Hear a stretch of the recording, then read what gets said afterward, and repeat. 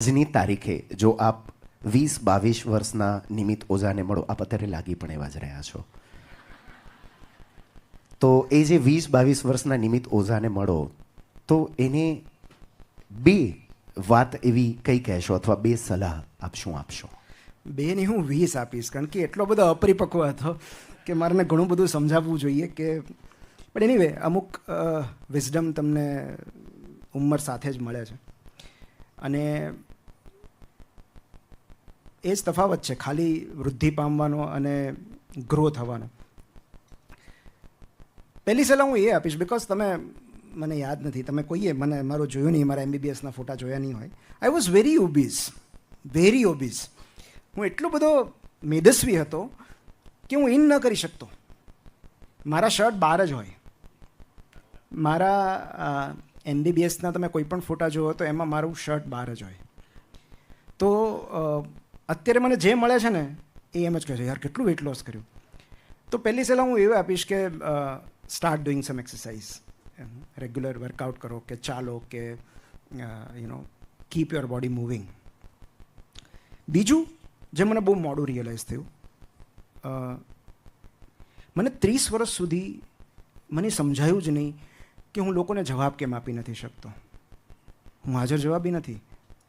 તમે કંઈક ટીખળ કરશો, ટિપ્પણી કરશો તો હું જવાબ નહીં આપી શકું. હું જસ્ટ ચૂપ રહીને હસીશ. મારી મશ્કરી કરાવશો, મારું અપમાન કરશો તો હું જવાબ નહીં આપી શકું. આઈ was never the centre of attraction in college days, કે 5-6 મિત્રો કેન્ટીનમાં બેઠા હોય તો કોઈક બીજું જ વાત કરતું હોય. મારી પાસે એ પ્રતિભા જ નહોતી કે હું લોકોનું એટેન્શન મારી તરફ ખેંચી શકું. So I was never crowd puller. તો મને એવો અફસોસ બહુ રહેતો કે હું કેમ અભિવ્યક્ત નથી થઈ શકતો, હું કેમ બોલી નથી શકતો, કેમ હું લોકોને કંઈ કહી નથી શકતો, કેમ લોકો મારી પાસે ખેંચાતા નથી. 30 વર્ષે જ્યારે મારું પહેલું પુસ્તક માટીનો માણસ પબ્લિશ થયું, એટલે બેઝિકલી મેં લખવાની શરૂઆત 30 વર્ષે કરી અને 2017માં જ્યારે મારું પહેલું પુસ્તક પબ્લિશ થયું ત્યારે કવિ વિનોદ જોશી એમણે મારા વિશે એક વાક્ય કહ્યું અને એણે કુહાડીથી પ્રહાર કર્યો મારા માનસ પર. અને એમણે એટલું કહ્યું કે નિમિત્ત જે કંઈ બોલી શકતો નથી એ બધું જ લખી શકે છે. અને ત્યારે મને રિયલાઇઝ થયું કે અભિવ્યક્ત થવા માટે બોલવું જરૂરી નથી, લખીને પણ અભિવ્યક્ત થઈ શકાય. મને પહેલી વાર મારી લાઈફમાં ખબર પડી કે બોસ હું ઇન્ટ્રોવર્ટ છું અને ઇન્ટ્રોવર્ટ્સ આવા જ હોય. તો કેટલા વખત સુધી મને એવું લાગ્યું કે ઇન્ટ્રોવર્ઝન એક એવી બીમારી છે કે જેની સારવાર કરવાની હોય. અત્યારે હું વટથી કહું છું કે હું ઇન્ટ્રોવર્ટ છું. અને એટલું જ નહીં, હું તો છાતી ઠોકીને કહું છું કે મને લોકોને મળવું નથી ગમતું. મને કોઈ એક બંધ ઓરડામાં તમે 24 કલાક આપી દો, હું એકલો વિતાવી શકીશ બહુ જ ખુશીથી. બિકોઝ હું જેમ જેમ લોકોને મળતો જાઉં મારી ઉર્જા ઓછી થતી જાય છે. મને લોકો સાથે બહુ વાત નથી કરવી ગમતી. હું એટલો બધો ઇન્ટ્રોવર્ટ છું અને એટલે જ કદાચ હું એવા પ્રોફેશનમાં છું કે જ્યાં મારી પ્રકૃતિ સચવાઈ જાય છે. હા, 1-to-1 પેશન્ટને મળવામાં મને બહુ તકલીફ નથી પડતી, પણ હું તમારી જેમ એન્કરિંગ ન કરી શકું. હું લોકોનું ધ્યાન ના આકર્ષી શકું, કારણ કે મને તો 5 લોકો જોતા હોય તો એ મને આમ સ્ટ્રેસ થવા લાગે. સ્પોટલાઇટ ઇફેક્ટ કહેવાય ને, કે મારી સામે જોવે. લાઇટો એટલે જ બંધ રખાવી. તો હું મારી એ જાતને એવું કહેવા માંગીશ કે તું જેવો છો એવો બરાબર છે. તું ફિટ થવાની ટ્રાય નહીં કર સોસાયટીમાં. બી યોર સેલ્ફ. યસ. મને યાદ છે કેટલા વર્ષો સુધી હું કોઈ ગ્રુપમાં કે સમૂહમાં ફિટ થવાનો પ્રયત્ન કરતો. હું એ સમૂહનો ભાગ બનવાનો પ્રયત્ન કરતો, મારી પ્રકૃતિથી વિરુદ્ધ. જ્યારે મારી પ્રકૃતિ લોકો સાથે હળવા મળવાની છે જ નહીં. તો મારા પપ્પા તો ઘણીવાર મને મજાકમાં કે તું માણા ગંધારો છો. અને આજની તારીખે આ બહુ, મને ખબર નથી આ બહુ ગર્વ લેવા જેવી વાત છે કે નહીં, પણ જે છે મારા સુધી પહોંચવું અસંભવ છે. You cannot talk to me unless I want.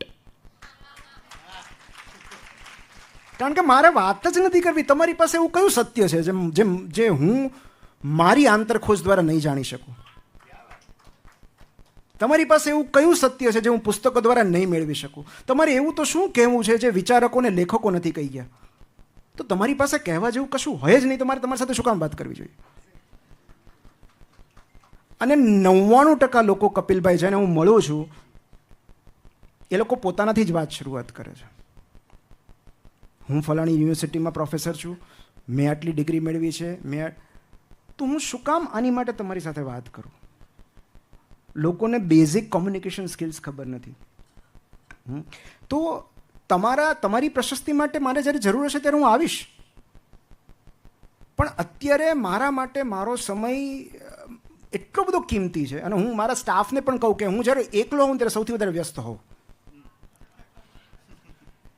તો સીધું અંદર ના આવી જાઉં, because I am into something. હું મારા વિશ્વમાં હોઉં અને મને એ મારું વિશ્વ એટલું બધું ગમે છે, એટલે જ કદાચ સટોરી આવી છે.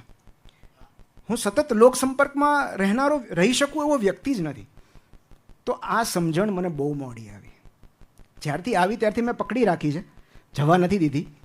પણ એ 30-32 વર્ષ સુધી મને એમ લાગતું હતું કે હું કેમ એટલો બધો એબનોર્મલ છું, કેમ લોકો સાથે અનકમ્ફર્ટેબલ થઈ જાઉં છું, કેમ મારામાં સેન્સ ઓફ હ્યુમર નથી, કેમ હું કોઈને હસાવી નથી શકતો, કેમ હું લોકોને ઝઘડી નથી શકતો, કેમ લોકો બોર થઈ જાય છે મારાથી? બિકોઝ મારી ટાઈપ જ નથી. સો જસ્ટ બી યોર સેલ્ફ. આવું મને જો 22 વર્ષે સમજાયું હોત તો કદાચ. પણ એવું છે કે છે ને, wisdom comes at a cost. ખૂબ બધા હાર્ટબ્રેકમાંથી પસાર થાવ ને પછી, જો દરેકના નસીબમાં, દરેક એટલું ભાગ્યશાળી નથી હોતું કે એના નસીબમાં હાર્ટબ્રેક હોય, પણ ખૂબ બધા હાર્ટબ્રેકમાંથી પસાર થયા પછી સમજણ આવે છે કે શું ન કરવું, શું ન કહેવું. એટલે the simple motivating words would be keep going. If you are going through hell, શું કામ અટકો છો? Keep going. સો એ પહોંચતા હજી આ સમજણ કાંઈ પરિપક્વ નથી. આ અંતિમ સત્ય નથી અત્યારે હું કહી રહ્યો છું. 52-53 વર્ષે હું આ જાતને કંઈક સલાહ આપતો હોઈશ કે આટલું બધું નહોતું બોલવાનું. તમે ઉપદેશ આપીને કોઈને સુધારી ન શકો. આજે 10 વર્ષ પછી ખબર પડશે મને. તો સુભાષભાઈને હું કોટ કરીશ. સુભાષભાઈ ભટ્ટ, અમારા ભાવનગરના પ્રિય મિત્ર, વિચારક અને બહુ જાણકાર.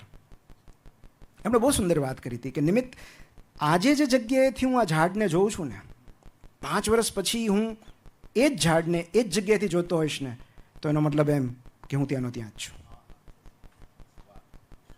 તો આજથી 2 વર્ષ પહેલાં તમારા જે વિચારો હતા એ જો બદલાયા નથી, તમારો દૃષ્ટિકોણ બદલાયો નથી, તો જો તમે તમારી ભૂતપૂર્વ જાતને સ્ટુપિડ ન કહી શકો તો એનો અર્થ એમ કે તમે હજુ પણ સ્ટુપિડ છો. સો ભૂતકાળની જાતના બેસણામાં હાજરી આપવી એ વર્તમાન જાતની જવાબદારી છે. અને એટલે જ આજથી 2 વર્ષ પહેલાં જે વ્યક્તિઓ મળેલી એ મને જોવે તો હું એમ જ કહું છું કે એ નિમિત્તને દાટી દીધો. અંતિમ વિધિ થઈ ગઈ. આ નવો છે, આને મળો.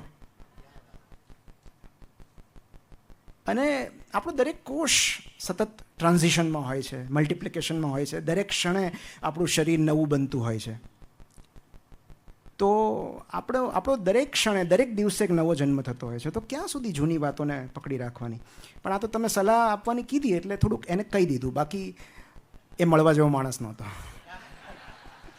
એટલે સતત તમે નિમિત્તને નવનિર્મિત કરતા રહો છો. અને એક જે વાત, છેલ્લી વાત કરી અને પછી આપણે કાર્યક્રમને આગળ વધારવાનો છે.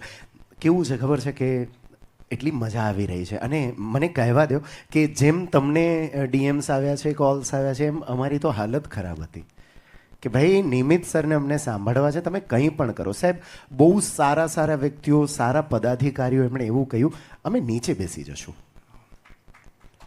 પણ અમને આવવા દો, અમને બેસવા દો અને સાંભળવા દો. હવે મારે એ વાતને બીજી બાજુ વાળવાની છે કે આવા ઘણા લોકો આવી નથી શક્યા. તો પેલું જે શરૂઆતમાં પ્રોમિસ કર્યું હતું એને આપણે બહુ જલ્દી પૂરું કરશું. ચોક્કસ. કે બીજી વખત ફરી એમને મળવાનું થશે, નવી વાતો, નવી સમજણ સાથે. અને છેલ્લે એક વાત કહી અને આ ચર્ચાને આપણે અલ્પ વિરામ આપશું. જી.